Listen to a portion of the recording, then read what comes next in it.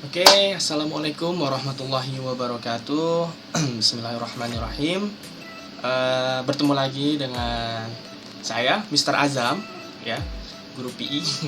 Pada hari ini kita akan mempelajari mengenai variasi gerak lokomotor dalam permainan bola besar. Nah, pada pertemuan sebelumnya kita sudah mempelajari apa sih itu gerak lokomotor. Teman-teman juga kemarin sudah menjawab dengan sangat baik banget ya, apa itu gerak lokomotor.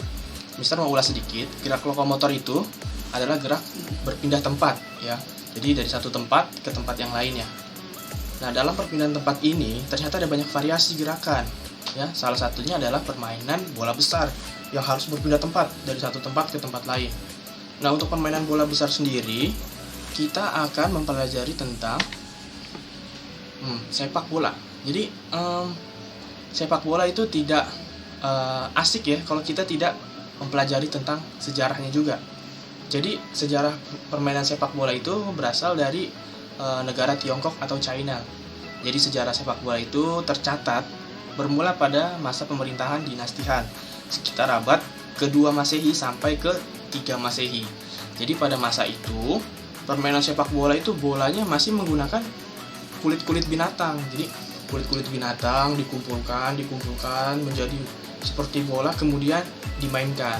Nah, pada saat itulah dikenal sebagai permainan sepak bola.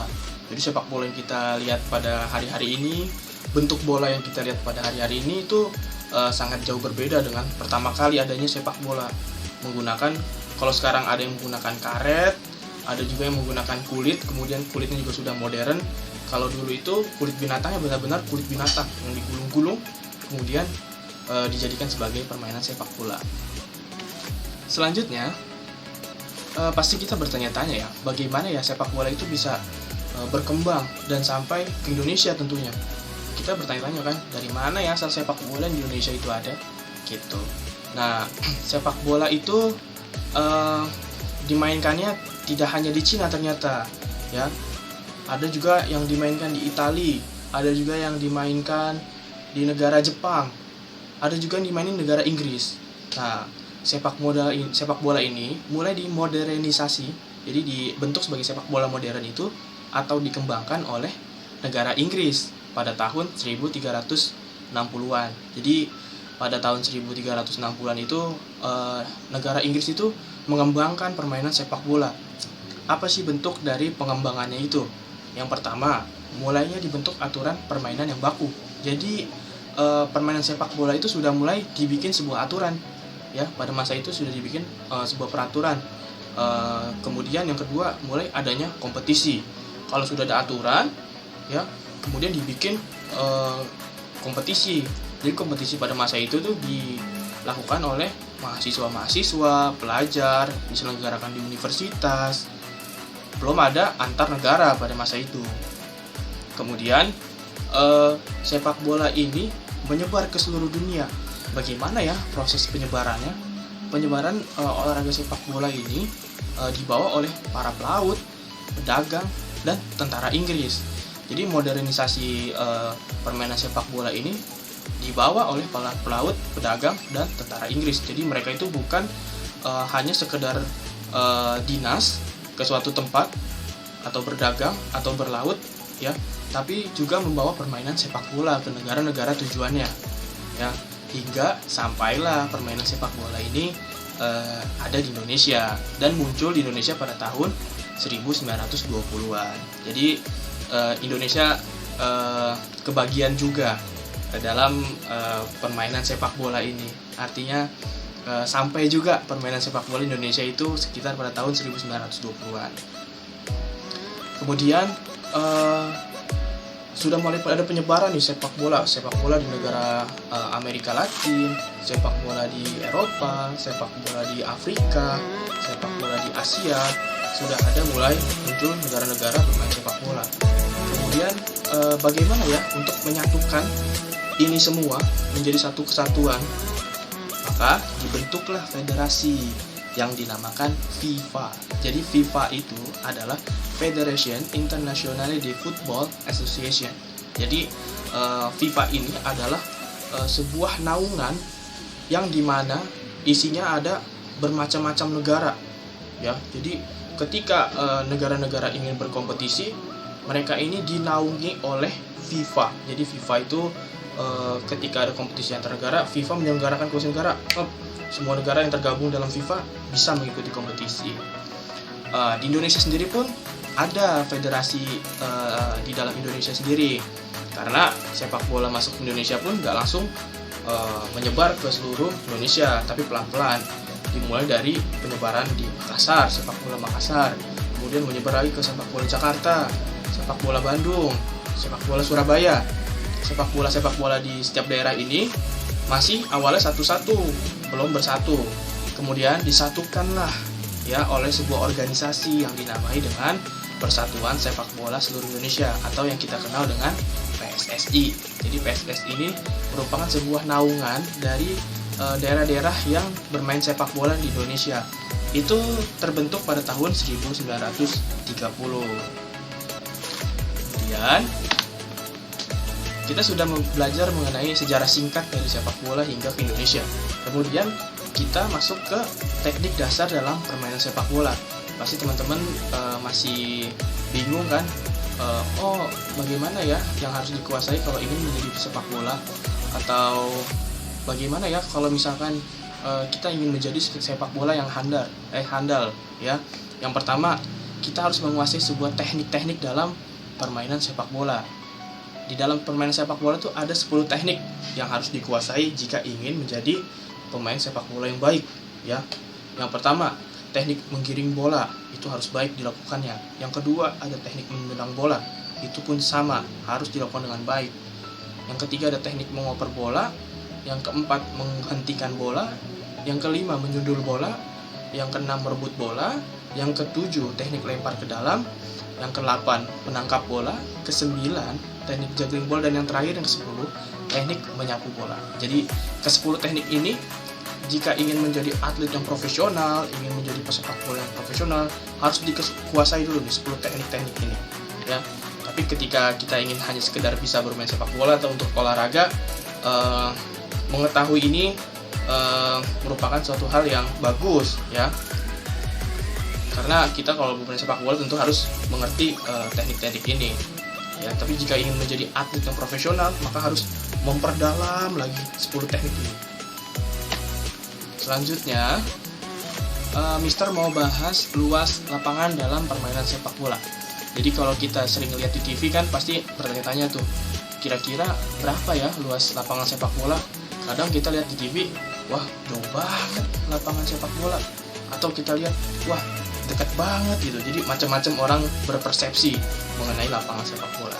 Nah, berikut tampilannya ukuran pasti dalam lapangan sepak bola. Yang pertama itu panjangnya. Panjang lapangannya itu sekitar 100 sampai 110 meter. Kemudian ada lebarnya itu 64 sampai 75 meter. Ya, kemudian gawang sepak bola itu bertingginya itu sekitar 2,44 meter. Kemudian panjang gawang 7,32 meter. Kemudian di tengah ada circle ya.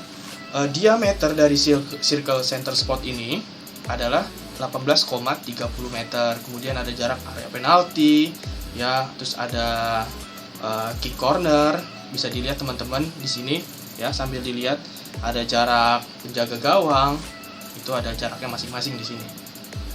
Oke, selanjutnya setelah kita sudah mengetahui tekniknya, kemudian lapangannya, tentu kita ingin bermain sepak bola dong ya. Dalam permainan sepak bola tidak bisa asal-asalan dalam bermain. Ada aturan yang harus dipatuhi agar permainan bisa berjalan dengan baik. Yang pertama dari durasi permainan. Di dalam permainan sepak bola ini, pertandingan itu berdurasi 2 kali 45 menit. Ya, jadi setiap babak itu 45 menit. Dalam sepak bola itu ada 2 babak dalam pertandingan. Babak pertama 45 menit, kemudian rest, istirahat 15 menit. Kemudian dilanjutkan dengan babak kedua 45 menit ya. Total dalam permainan itu ada 90 menit. Kemudian jumlah pemain dalam satu tim itu berjumlah 11 orang. Jadi satu tim itu 11 orang. Ada kiper, penyerang, pemain tengah, pemain belakang. Jumlahnya ada 11 orang setiap tim ya. Jadi ketika berlawanan antara tim 1 dengan tim 2, jika di total itu ada 22 pemain dalam satu pertandingan. Tapi yang jelas satu tim ada 11 pemain. Oke, selanjutnya ada pelanggaran. Ada 2 jenis pelanggaran di sini. Ya, pelanggaran berat dan ringan. Kalau pelanggaran ringan itu bisa berupa peringatan, ya. Ditandai dengan apa? Kartu kuning. Jadi ketika pemain melakukan sebuah pelanggaran macam-macam, bisa berbentuk seperti sliding tackle atau body charge atau apapun yang sifatnya ingin menyelukai atau mencederakan lawan, itu akan dikenakan kartu. Kalau kartu kuning itu untuk pelanggaran yang ringan, ya, tapi masih bisa ditoleransi oleh wasit. Kemudian ada yang nomor 2, kartu merah. Kartu merah ini pemain harus langsung keluar ketika sudah mendapat kartu merah. Karena kartu merah ini artinya pemain sudah sangat berbahaya. Artinya pelanggarannya itu sudah sangat berat. Jadi harus di kartu merah ganjarannya. Kemudian hukumannya adalah tidak boleh mengikuti pertandingan atau keluar dari lapangan.